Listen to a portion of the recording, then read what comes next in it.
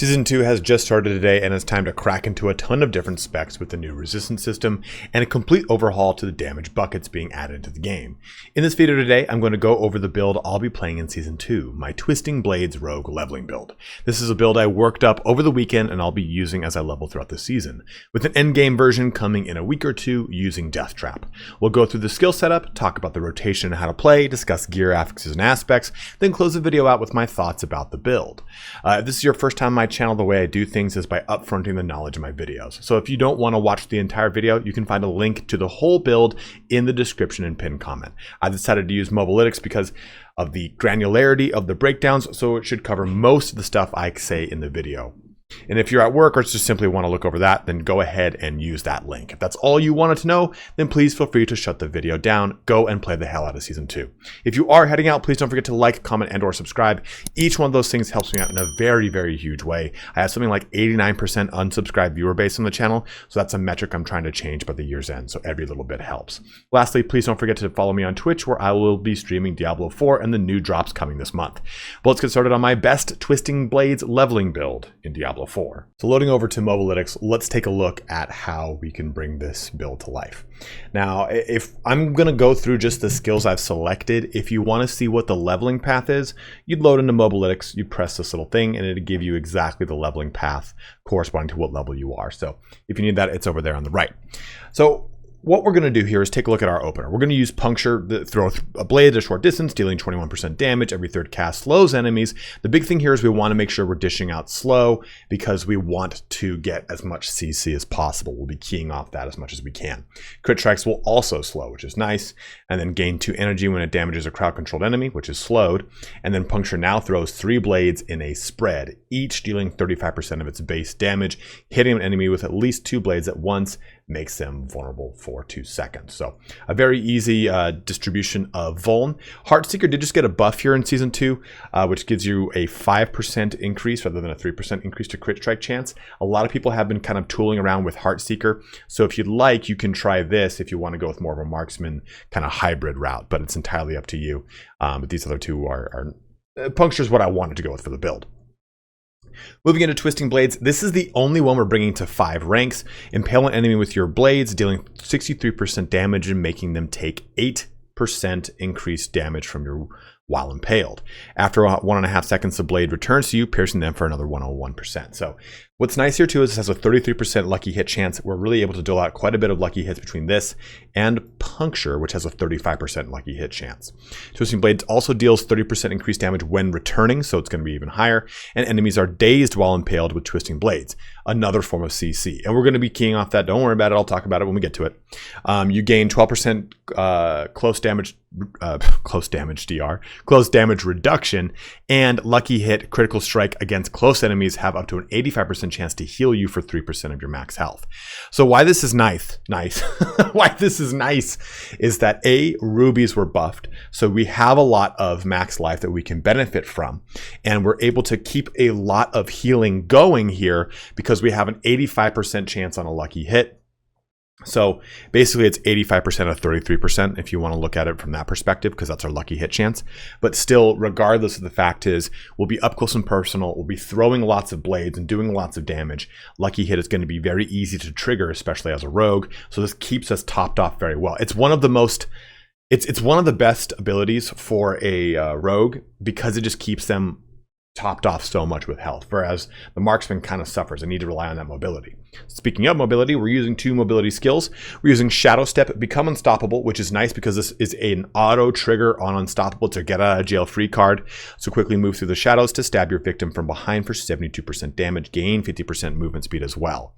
Then we get this evolving up here. Damage aim with Shadow Step increases your crit strike chance, and then Shadow Step's cooldown reduced by 3 seconds when it damages an enemy you have not hit with Shadow Step in the last 4 seconds. So we're going through that route, and then we're just simply putting a point here into dash with 2 charges, and it's just going to basically get it. We don't care about the damage here. It's just about mobility, moving around the battlefield. Even though it's imbuable, we're not imbuing it, anything like that. Now, as far as our passives in this section, we're going with Weapon Mastery. I like Weapon Mastery. I think it's one of those things that a lot of people don't pick up very often. I think it's probably a little more useful on a ranged Rogue because you get the bow one here, which increases damage to vulnerable enemies. That's very nice. But overall, just the sword's flat 9% increase to damage is very nice here. Dagger does have increase to healthy enemies, so it does fall off in its usefulness, especially if you're fighting against bosses. But as far as the other ones, we're going to go concussive. So after knocking back or knocking down an enemy, you gain 12% increased crit strike. So where that knockback knockdown comes from this, when you critically strike a dazed enemy, they are knocked down. And we're going to be dazing quite a bit because of our twisting blades. And then evade cooldown is reduced by 1 second when you daze an enemy. So this keeps our evade up, and this is going to leverage into our vampiric powers when we go through those in a little bit. So we want to use evade as much as possible because it will give us basically another form of vuln, which we'll talk about. We're completely skipping everything into this area. This subterfuge, is that what it's called? Yeah, subterfuge. I think personally there is a strong chance for like a really cool grenadier build for Rogue come like I'd say a little bit further into the season, which we understand a little bit more, but there's a lot of stuff that synergizes with smoke and stun grenades. So I'll talk about that in a future build. So we have exploit here. You deal 18% increased damage to healthy and injured enemies, and then you deal 9% increased damage to vulnerable enemies, always good. And there are two imbuements that we're using. I've gone with shadow imbuement, and I've gone with cold imbuement. And what we're going to be doing is use cold imbuement to dish out more crowd control into things, and use shadow imbuement to just give us little bits of splash and burst damage. And a lot of the damage we're doing is coming from twisting blades, so I don't need to worry about something like, say, poison imbuement, which gives me heavy burst. It's probably one of the strongest imbuements because it just gives such a disgusting amount of burst because of the poison damage. I think for leveling though, this is a stronger build. This build will probably pivot into more of a poison imbuement and using death trap build, but I think for leveling, like I said, I like this. It delivers a lot of CC. I can clear a lot of enemies and not worry about it. So with cold imbuement, your next two imbuable skills deal cold damage and chill enemies. Then up to your cold imbued skills have up to a 40% chance to make enemies vuln. And now cold imbued skills deal 20% damage to crowd controlled enemies. So chilled and frozen are both crowd controls, but we already have tons of daze and slow coming out of this build. So this allows us to do so much more damage with our cold imbued skills. Goes from 20 to now 40%. We're basically doubling our damage on those cold imbued skills, which is really, really nice. And as well as the passives here, you deal 15% increased damage to chilled and 30% damage increase to frozen enemies. Just even more damage to kind of add into this. You can kind of use this as an alpha striking capability as well, since shadow imbuement isn't really kind of that shtick. Now shadow imbuement here is going to be the one that basically whenever we trigger it, it's going to cause little explosions. Whenever you kill someone that's been infected with that shadow damage, they blow up. And this is going to be a primary energy producer for us. We're going to go into enhanced shadow imbuement here, so a 15% increased crit strike chance against injured enemies infected by shadow imbuement, and then shadow imbuement here. Primary explosion makes enemies vuln for 2 seconds. So lots of vuln in this build across puncture, across cold, and shadow imbuement. Then our passives here for that is going to be shadow crash, which is basically opens up the gate here to consuming shadows. So each time you kill an enemy with shadow damage, you generate 20 energy. We have a lot of energy production here. Precision imbuement skills gain 9% increased crit strike chance. And then for our passive into the next area, we're completely skipping on all the actives here because I think a lot of them either need to build around Death Trap, or in the case of Shadow Clone, you need specific uniques to get it online. And since this is kind of a unique agnostic build, I want this to be very leveling friendly, so I've actually skipped everything in this section, just simply looking at Innervation, 30% chance to gain 8 energy on a lucky hit. And while moving, you gain 5% increased energy regeneration. It's just opening the path here to haste. While at or above 50% max energy, gain 15% increased movement speed. This is important. Movement speed and everything are going to all key together into something. And while below 50% max energy, gain 15% attack speed. So lovely. Then our capstone is going to be momentum. Cutthroat skills grant a stack of momentum for 8 seconds if they either hit a stunned, dazed, or frozen enemy, or hit any enemy from behind. We're going to have tons of days and tons of frozen being dished out. While at 3 stacks of momentum, you gain 20% increased damage reduction, 30% increased energy regeneration, and 15% increased movement speed. So what that kind of looks like here, let's go ahead and scroll up here a little bit, and we're going to click over to skills and gear. You can see that we're going to be using these abilities across the board. That's kind of how I have them set up on my bar. And then as far as the specialization goes, we're going with Inner Sight. Attacks Attack marked enemies to fill up your inner sight gauge. When it's full, gain unlimited energy for 4 seconds. And this was it's just a strong capability that we're going to use and leverage across aspects and the Vampiric Powers. So a lot of really fun to be had here with the skills. Let's jump into another discussion now about those Vampiric Powers. Now, since I can't actually show you this in the game, we're going to use this capability. Now, I'm going to have a Vampiric Power guide video up, but if you don't know how this works, essentially you're going to gather potent blood. Potent blood is then used to unlock Vampiric Powers, and you have to put pacts on individual items. And those items will have one of 3 pact values: this little chalice, that little crown, or this little skull. And you basically need to, for example, this says 875. So across all my gear, I need a total of 8 chalices, 7 crowns, and 5 skulls. And let's talk about these Vampiric Powers. That was just a quick little like rundown there. So first we're going to go with Hemomancy. Your attacks deal 80% of your max life as physical damage to nearby enemies. This can only occur once every 4 seconds. You heal for 1% of your max life for each enemy damaged this way. Now, disclaimer up front. We don't know how a lot of these interact and play, so once we actually get our hands on Season 2, this whole thing might change, so be on the lookout. Make sure you're watching this link, because I'm going to swap things out as they make sense, and in the end game build, once I understand how Vampiric Curse specifically works and stuff like that, a lot of these stats and numbers are probably going to change. But this is going to give us a lot of health, and it's going to do quite a bit of damage. For Accursed Touch right below, Lucky Hit up to a 44% chance to inflict Vampiric Curse on enemies. Enemies with the Vampiric Curse have a 15% chance to spread it to other surrounding enemies. Accursed Souls deal 200% increased damage. I don't know what that last line is. But the thing here is that this spreads our Vampiric Curse, which is really cool because it keys off of Metamorphosis. When you evade, you turn into a cloud of bats, becoming unstoppable for 4 seconds. Holy shit. Enemies along your path take 160% physical damage and are inflicted with Vampiric Curse. So basically, you're using these two to get curses all over the place. Enemies with the curse have a 50% chance to spread it. This allows me to evade through things and spread the curse. And then the curse itself, Prey on the Weak, you deal 16% increased damage to vulnerable enemies.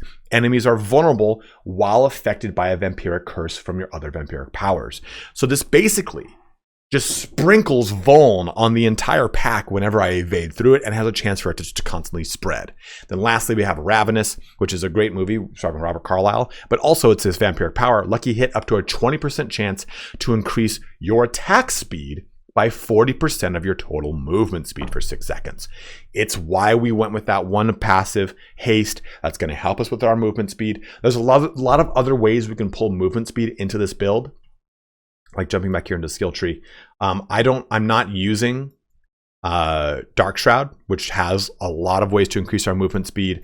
There's a passive here that increases movement speed. I don't remember where it is, but there's one that does movement speed and I can't find it. But there's a lot of ways that you can really tool movement speed into this build outside of what I've chosen. And we're already going to take a look at that with Gears and Aspect. But you can see a Ravenous is one that's going to be very rewarding for this build, since the Rogue is naturally a very fast class. Moving into a discussion now about gear and aspects. So before we even start on the aspects portion of this, I want to say if I press this button, it'll swap over to our stat priority. And you can see this here. It's all pretty self-explanatory.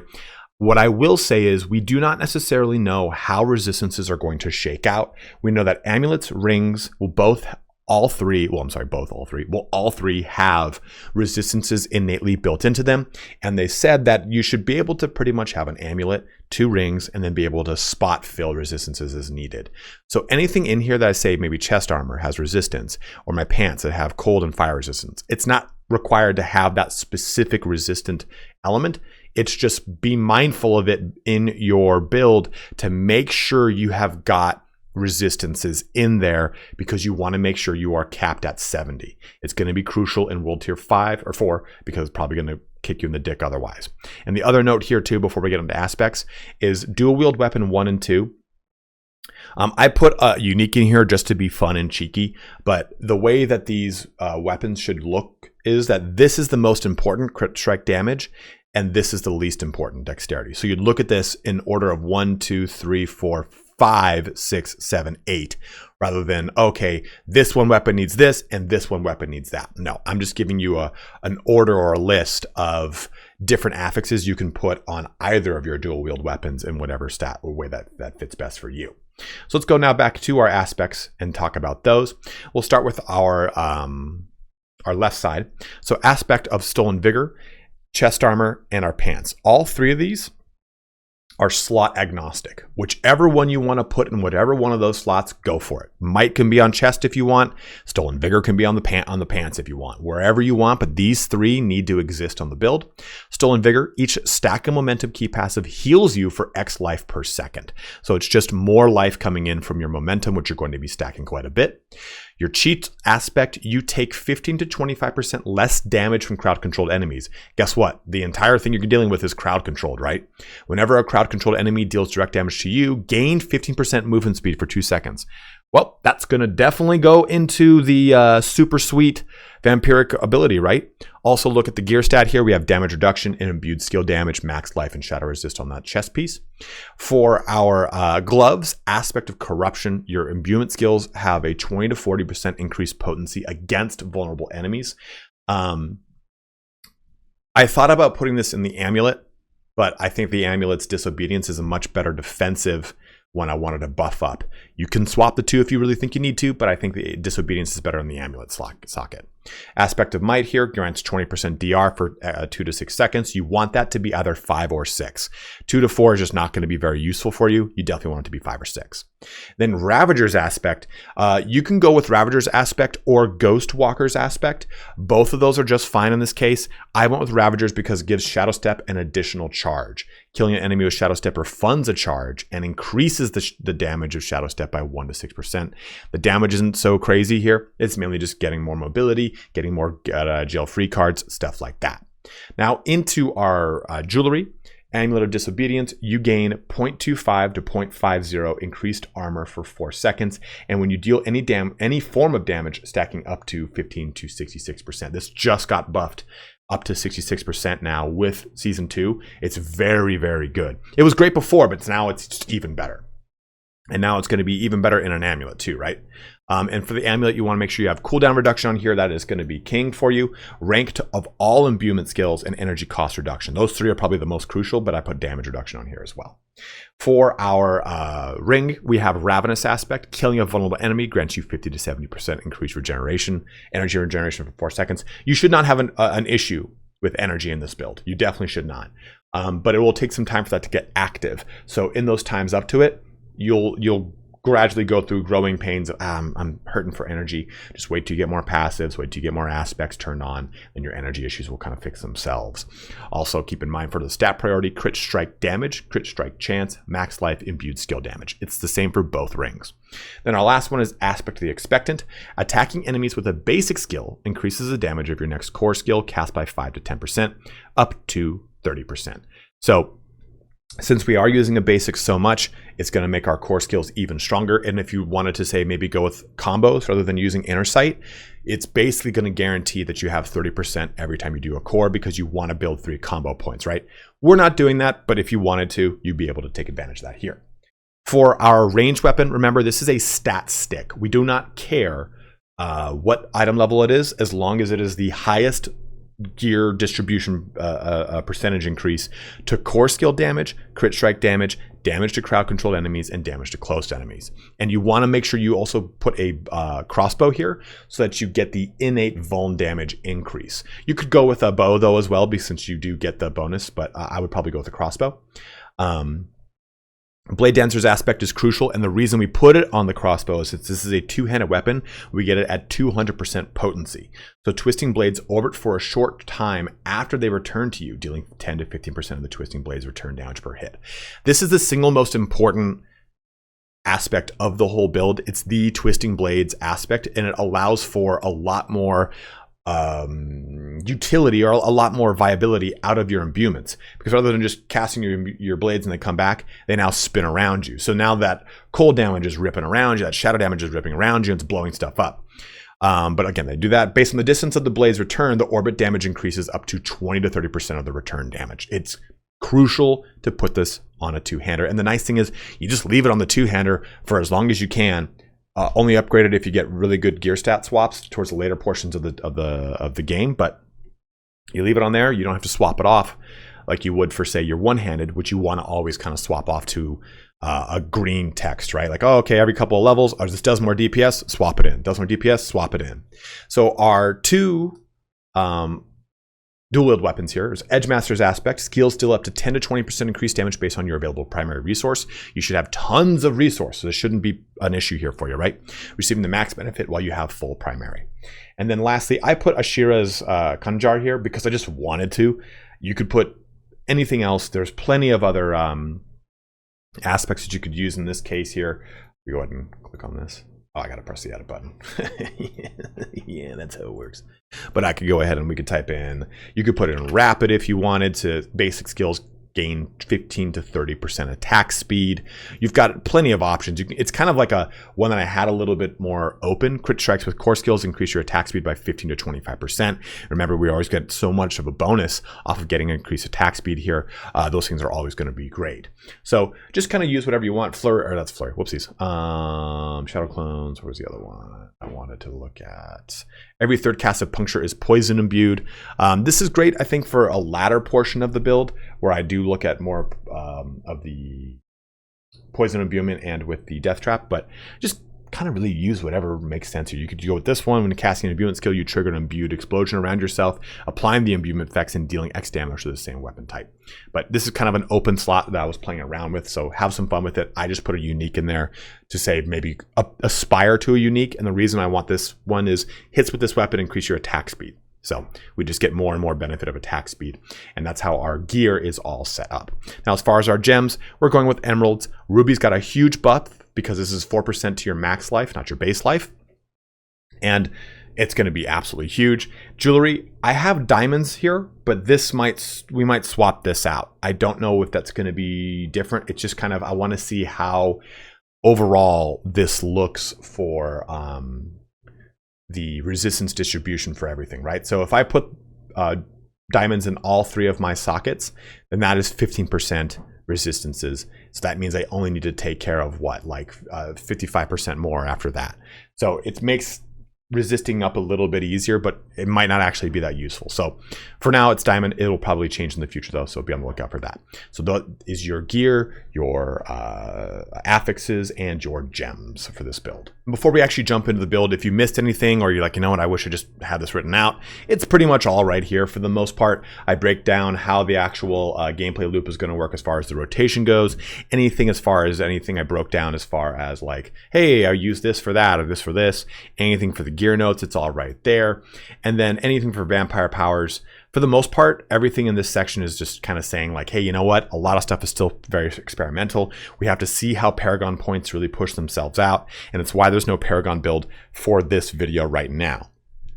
I will be updating this to have a Paragon board, but the end game build will have a full Paragon board with everything. I'll just kind of give you at least like, hey, this is what a Paragon board would look like up to like level 60, 65. But as it stands right now, this is pretty much the build until we get our hands on Season 2 and how the multiplicative things work with the Paragon board and everything like that. Even the gameplay I'm about to show you will probably change with the way that everything kind of falls and shakes out coming into Season 2's launch. Rotation for this character is going to be a little tricky, but it's also pretty forgivable too. This is a pretty easy build to approach. So you're going to want to open up most engagements by just go ahead and imbuing things.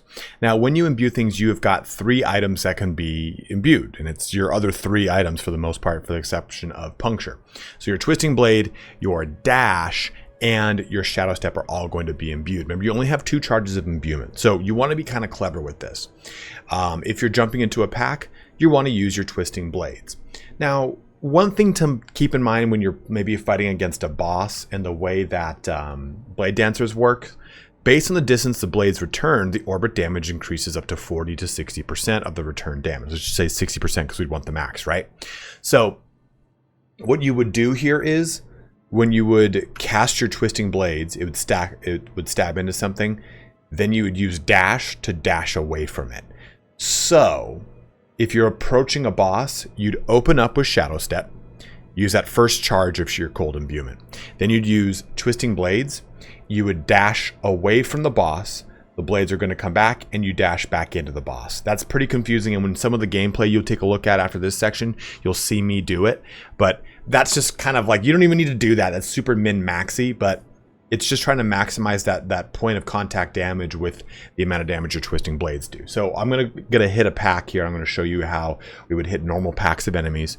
We'd use Cold Imbuement, then we would use Twisting Blades. We'd probably dump both of our charges into Twisting Blades while using Puncture to kind of open up initially for some quick vulns.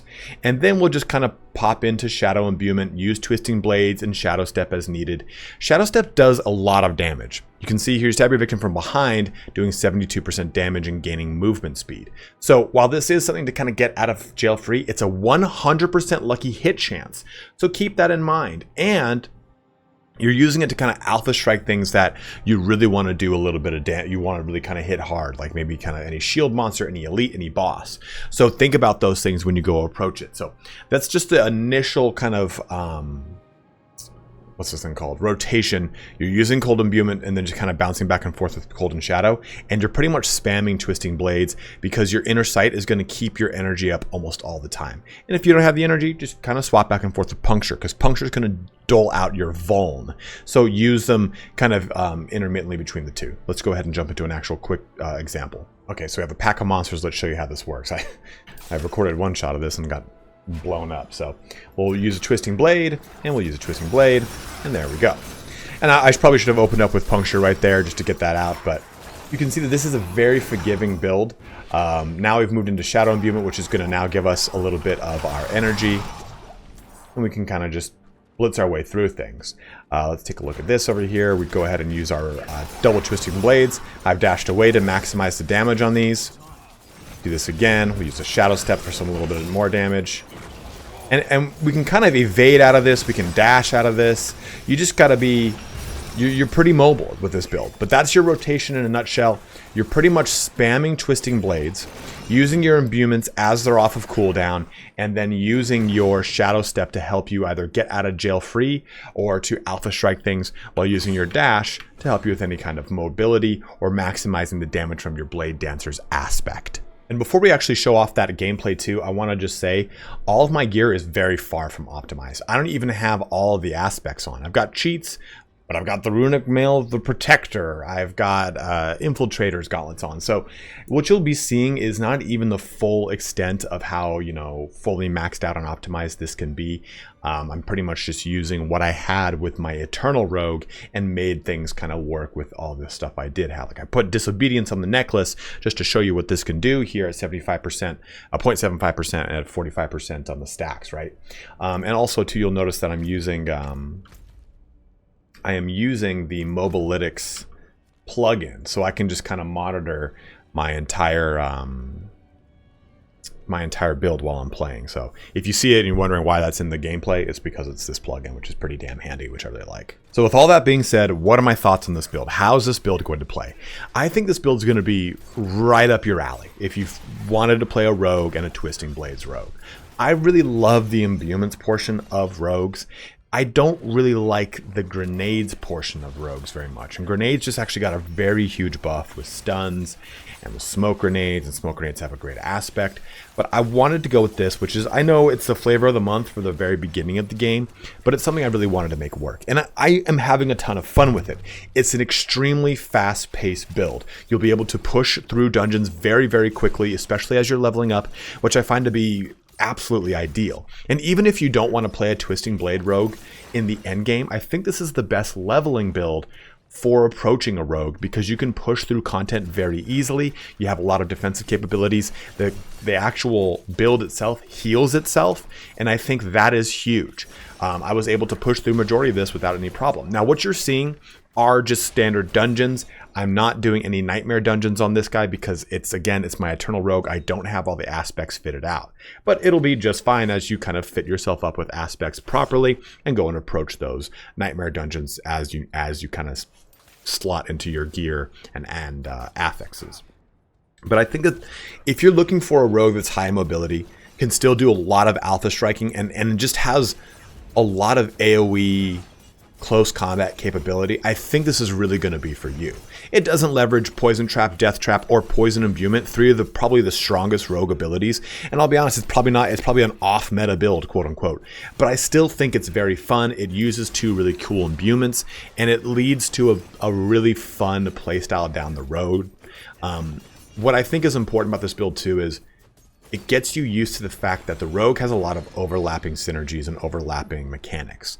And if you can go through the leveling portion of the game using this build, I think ultimately what you'll come out with on the other end is a better understanding of the rogue class. So when you do jump into a penetrating shot, a frost grenade, a death trap build, a poison trap build, you'll better understand how a lot of the mechanics of rogue are keyed off of lucky hit. And a lot of the aspects of rogue, almost more than any other class, add a lot of flavor to their skills and really allow them to give a lot of like kind of upper tier punching power. So I think that, and you can see too through a lot of this gameplay, I am ripping through any portion of a dungeon where there's just downtime. And I think that that's kind of crucial to what I wanted to do with this build. Last season I played a Barbarian. A Barbarian was so fun. I played a Walking Arsenal. If you want to see my Walking Arsenal build, let me know. I'll put it in the, I'll make a build guide for that. Let me know in the comment section below. But I think the Blood Necro is going to be the strongest build of the season. And I've already made my Blood Necro. I love my Blood Necro, but I did not want to play a slow character again.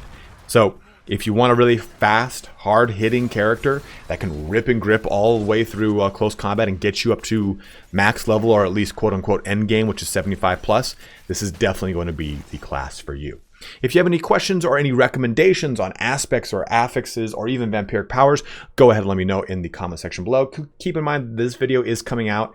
I'm recording it the day before seasonal launch and right on seasonal launch. So a lot of this stuff is going to change as we understand how vampiric powers work, how the actual damage buckets are going to fall out, and how the multiplicative bonuses are going to work from the Paragon points. So expect a lot of updates to be done to this build. They'll all just be done on that link. So if you just click the link, it'll have the most up-to-date version of the build at any given time. But as always, thank you so much for watching here today. Have a good one and take care.